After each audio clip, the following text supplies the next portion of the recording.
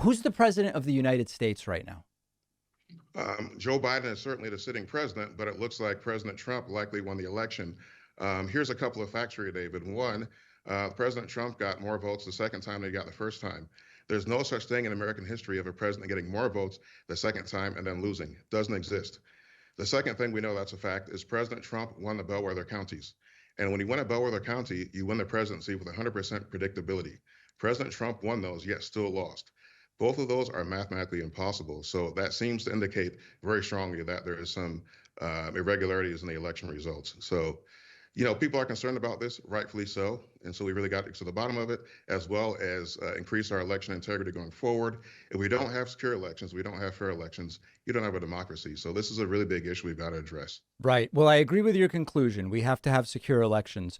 You said that something is an impossibility, and what you said was an impossibility is if you get more votes the second time than the first, historically, you win. Am I understanding that assessment? Yes. That's right. Okay.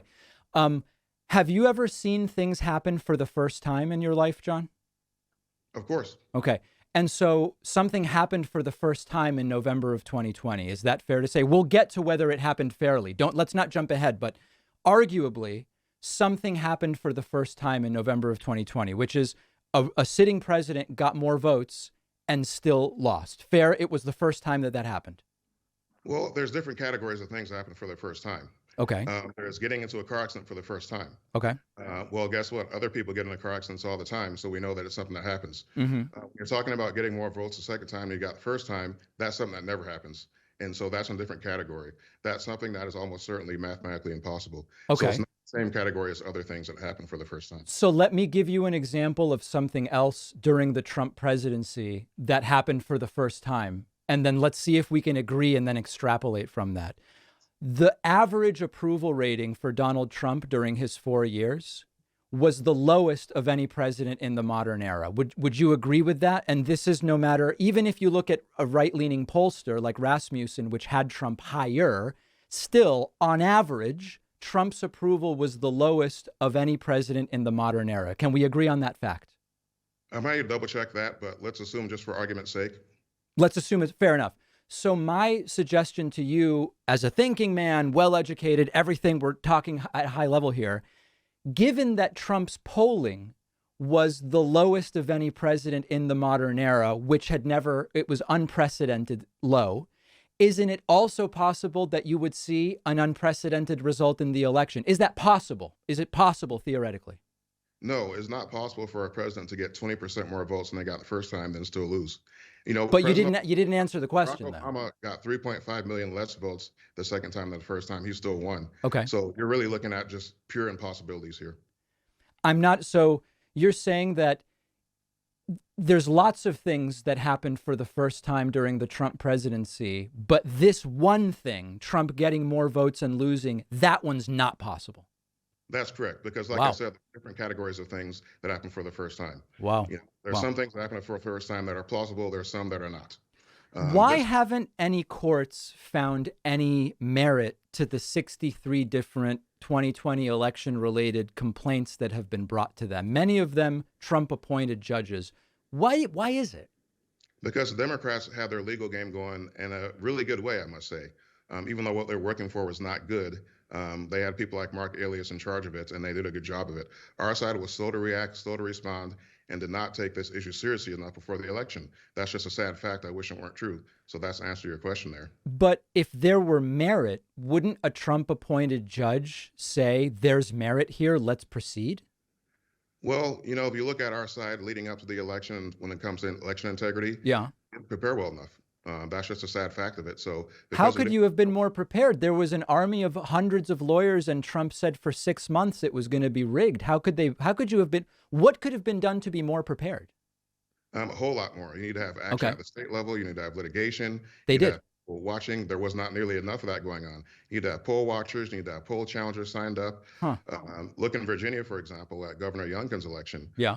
Typically in an election in Virginia, Republicans have coverage at 20% of the precincts as poll watchers. Okay. But when Governor Youngkin won, Republicans had 90% coverage at the precincts.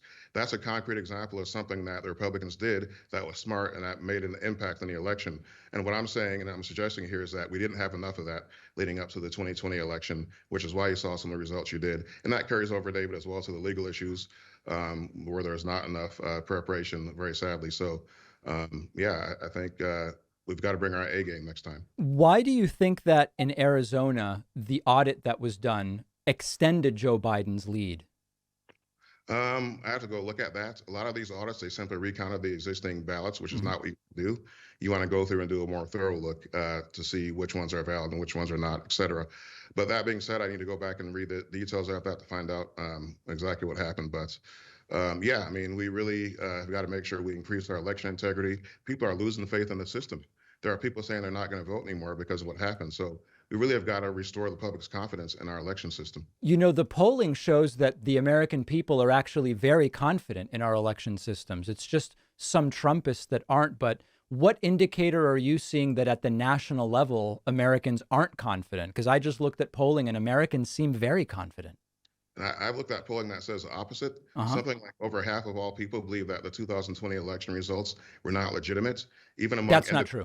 Even among independents, the number I believe was over 50%. No. And among Democrats, the number was something like in 30 to 40% range. So there's a very, very significant number of people that believe that, unfortunately, there were real irregularities in the 2020 election. And that's why we've got to restore the public's confidence in the election process. I mean, I think, you know, that's not true that that's what the polling is. In the immediate aftermath of the election, 57% of Trump voters believed that. That number has since declined dramatically. And right now, only about 20% of overall Americans believe that. But I think I have a different question, which is just because of a lot of Americans believe something, does that mean we change our laws for that? What's your philosophy on that? Well, you know, I think you have a point there, David, that we do what's right, not based on popular opinion. But this is a nation where popular opinion does happen to be right, that there were issues.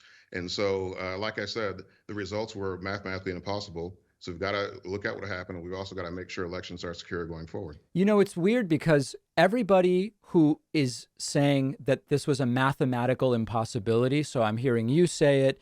I don't know if you're familiar who Mike Lindell is. He sells pillows on television. I don't know if you've heard of him. I've heard of him, yes. Yeah. He says it's a mathematical impossibility. Sometimes lawyers who have no training in mathematics say it's a mathematical impossibility. But then you go to actual statisticians and they say there's nothing here that raises any red flags whatsoever. Do you think there's some reason why it's non-mathematicians that are convinced about the mathematical impossibility? I'm trying to figure that out. I would bet that if you ask mathematicians, you will find that they will say these are highly irregular numbers, especially the two cases I cited you. So I believe that there are many who would admit that these numbers are impossible. Okay.